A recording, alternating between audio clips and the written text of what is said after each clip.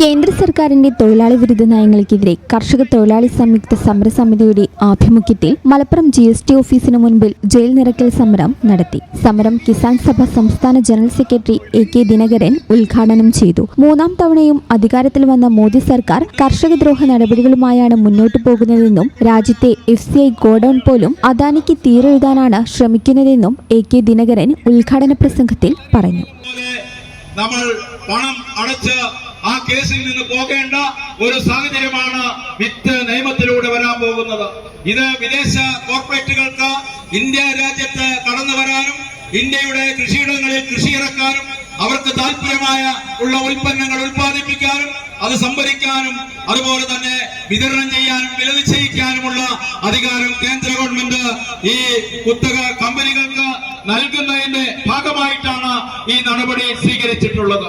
Jail നിറയ്ക്കൽ സമരത്തിന്റെ ഭാഗമായി രാവിലെ മുതൽ തന്നെ പ്രവർത്തകർ GST ഓഫീസിന് മുൻപിൽ കുത്തിയിരിപ്പ് സമരം ആരംഭിച്ചിരുന്നു. ധർണയ്ക്ക് സംയുക്ത സമരസമിതി നേതാക്കളായ V Sasikumar, AK Jayan, Shoukath Ali, AK Velayudhan, K നൌഷാദി എന്നിവർ നേതൃത്വം നൽകി. തുടർന്ന് പ്രവർത്തകരെ പോലീസ് അറസ്റ്റ് ചെയ്ത് നീക്കി.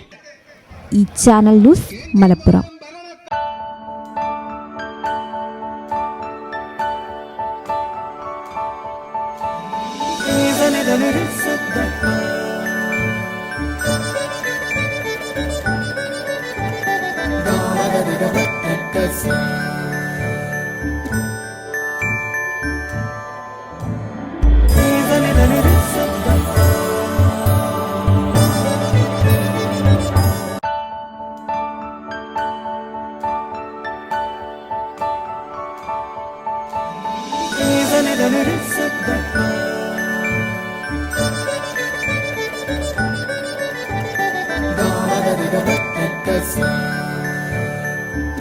Qatar golden diamonds, Calicut road, Valanchery.